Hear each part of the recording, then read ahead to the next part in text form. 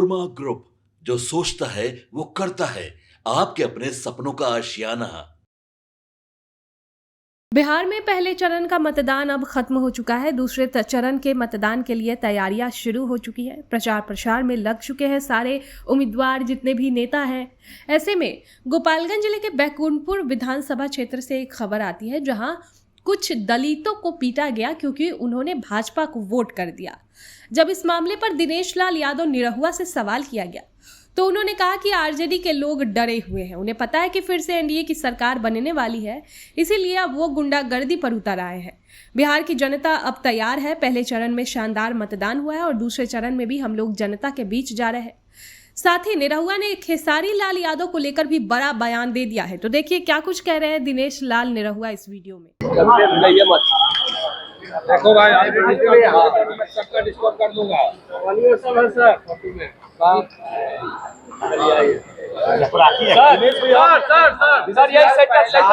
राजद के लोगों ने गोपालगंज में दलित परिवार को पीटा है, FIR दर्ज हो गई है, क्योंकि राजद को वोट उन्होंने दलित ने नहीं दिया।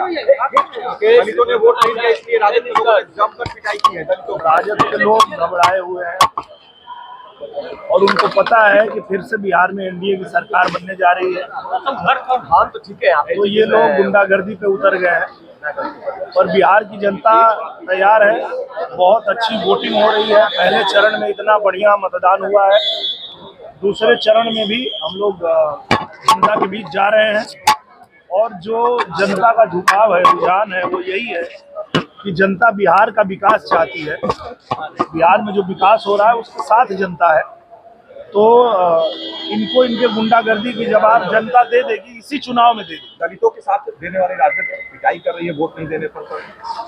मैं वही कह रहा हूँ कि ये लोग पहले भी यही करते रहे हैं, गुंडागर्दी करते रहे हैं और अब ये घबरा गए। दलितों की सरकार है, राजद दलितों की पार्टी है। और भाई पार्टी हो तो उनको मार काहे रहे हो? अगर आप उनकी पार्टी हो तो उनकी सुरक्षा करो। वोटिंग एक सवाल है सर, बड़ा इसका मतलब क्या है? खेसारी लाल यादव राम मंदिर का तो विरोध करते हैं, लेकिन खुद दूध से नहाते हैं, क्या कहेंगे? वही चीज है ना, उनको समझना चाहिए कि किसी भी पूजा पद्धति का, किसी की आस्था का अपमान नहीं करना चाहिए। चुनाव है, चुनाव में आप अपने विरोधियों का विरोध करिए, अपने जो जिसके साथ लड़ रहे हैं उसका विरोध करिए। किसी की भावना का, किसी की आस्था का अनादर नहीं करना चाहिए। राम मंदिर का अपमान किया, इसीलिए उनका घर टूट रहा है क्या?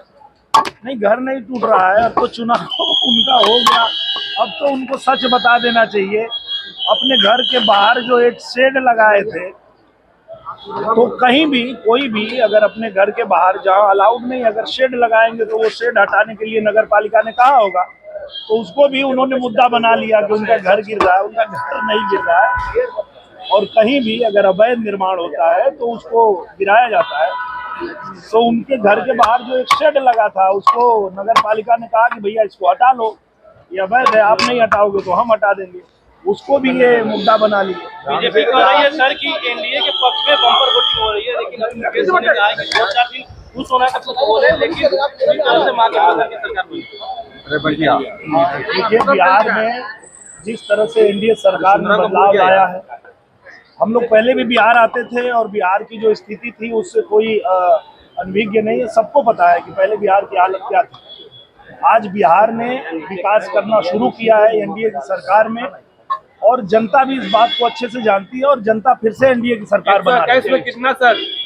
121 सीट पर मतदान हुआ। ये जनता तय करेगी, इसके विषय में हम लोग नहीं कह सकते।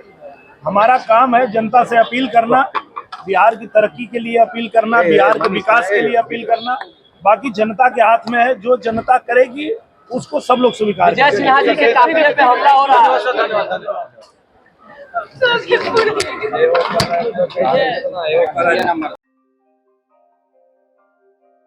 आपके सपनों को हमने सजाया है, ई होम्स पैनोरमा को हमने बनाया है। ई होम्स मेरा एक सपना था जिसपे मैं पिछले 4 साल से काम कर रहा था। हमने जो बनाया है वो सबने है माना।